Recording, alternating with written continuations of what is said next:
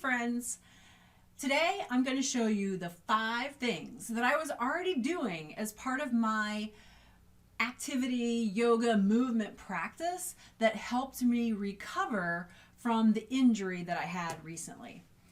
I'm Stephanie Carter Kelly, a physical therapist that uses yoga in just about everything that I do.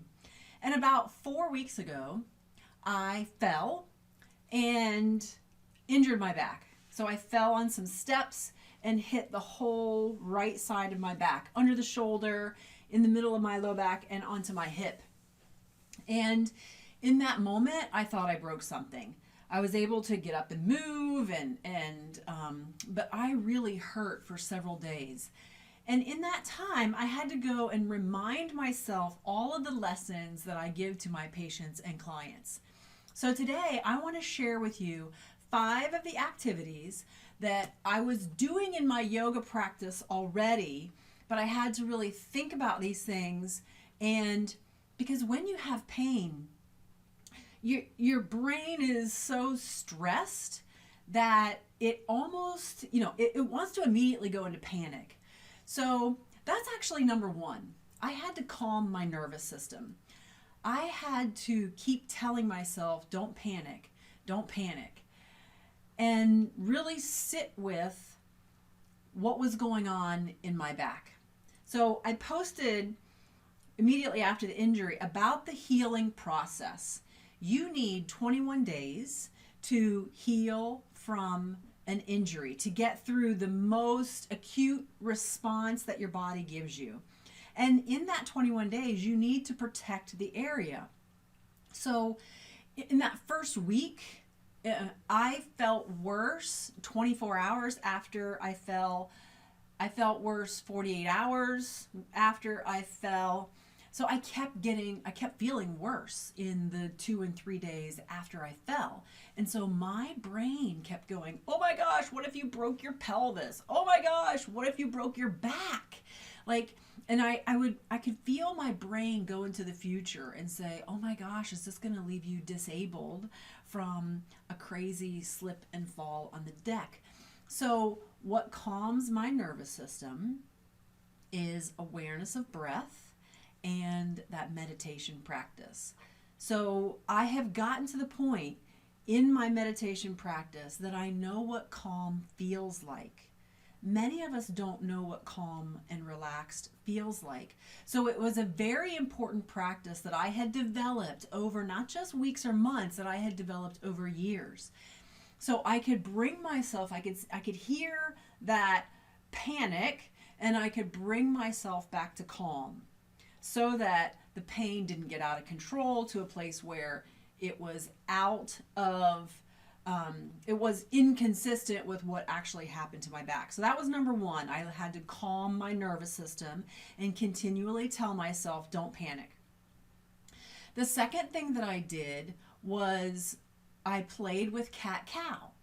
And many of you might know that that's the first lesson I give to all of my back pain patients. I give cat-cow.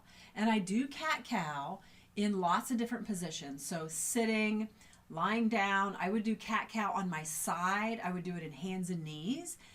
And cat-cow in this time frame was my assessment. I could assess what motions feel okay and what motions hurt. And then I could determine, I could do a little assessment, and I could know if that was consistent with what I injured. So I knew that I injured all of these muscles here, so that the rounding would actually increase my pain. Rounding my back and putting those muscles, elongating or putting those muscles on a stretch would hurt my back. And to come into extension, or that arching part of cat-cow, that actually didn't bother my back. Now, it would hurt if I was contracting those muscles strongly. So if I was in a position where I had to really contract those muscles, that would hurt. So when you injure a muscle, lengthening and contraction is what's going to hurt. So I would use these little tiny motions of cat-cow to both provide nutrition to the area that was injured by promoting circulation, and I would also use it as that assessment. And I would use it every day to see if things were feeling better. So what's cat-cow look like? So in a seated position, cat-cow is arching and rounding. Arching and rounding the spine.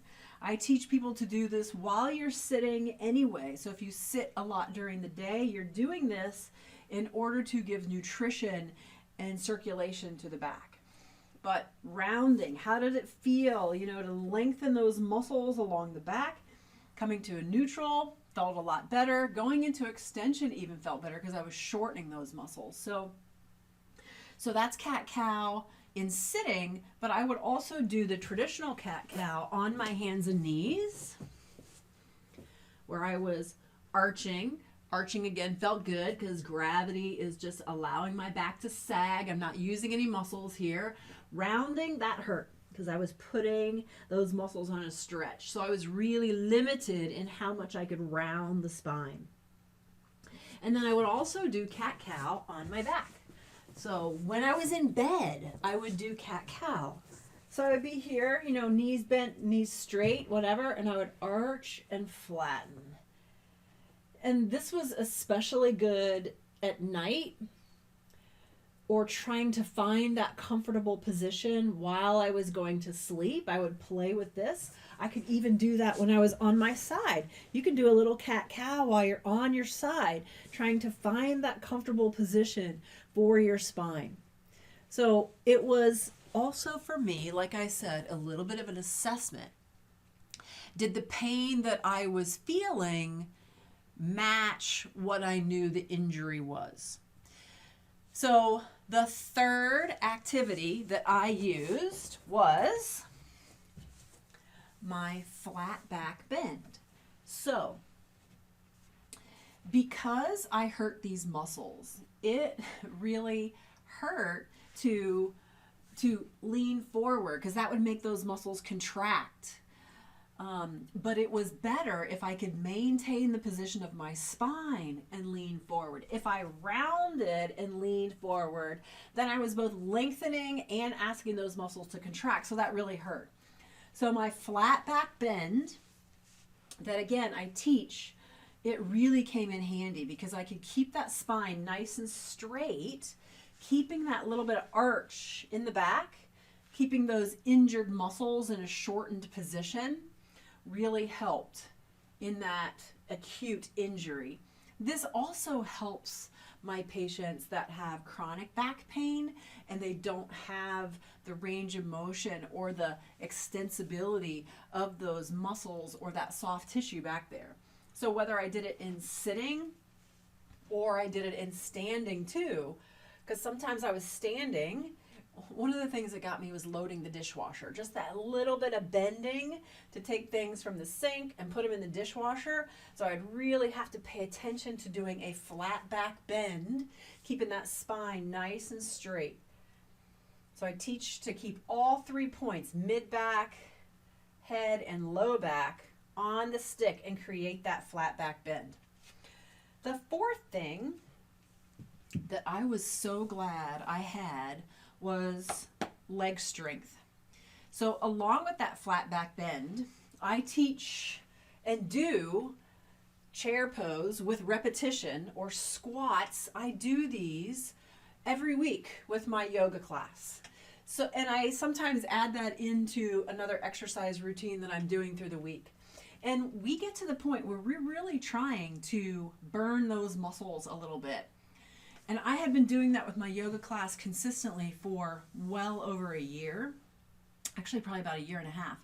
So, and I have challenged them and myself to increase the level of difficulty by adding weights, by adding speed.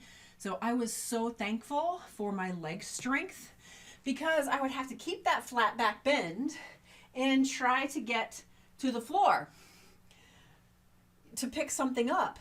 I couldn't round at all to pick something up because it just increased my pain.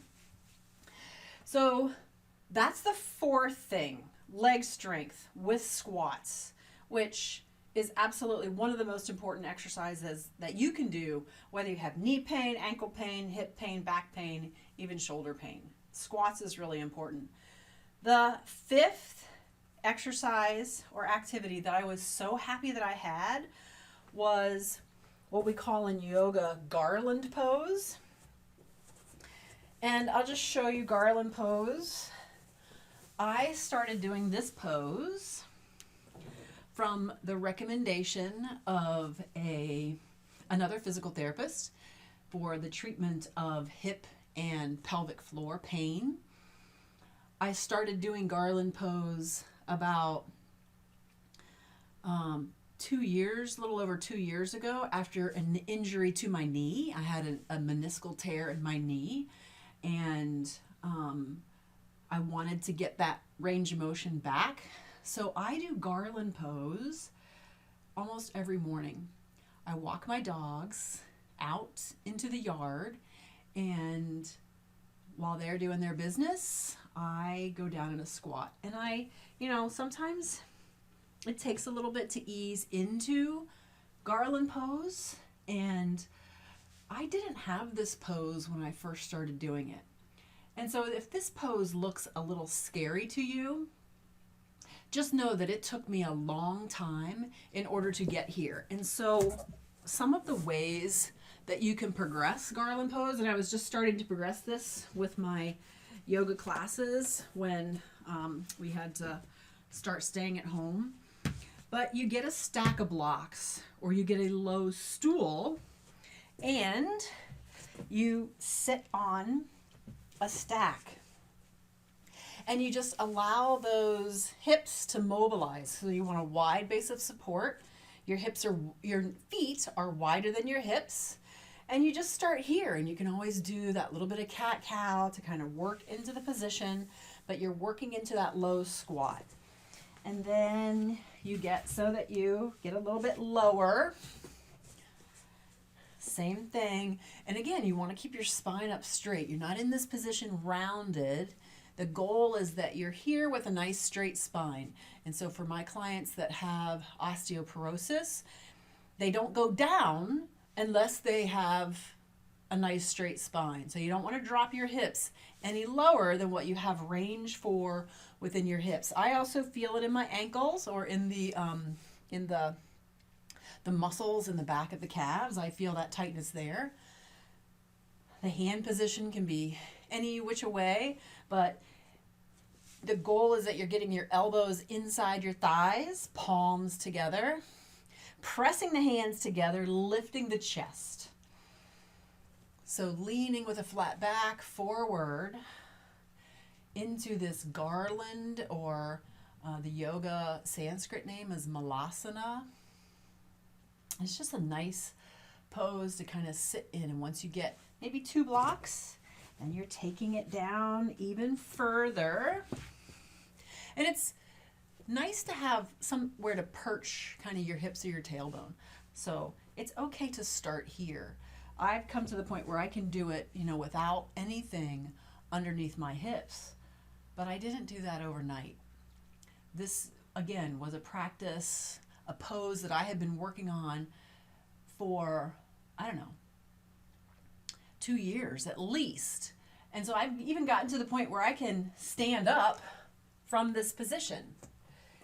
And again, that really helped me.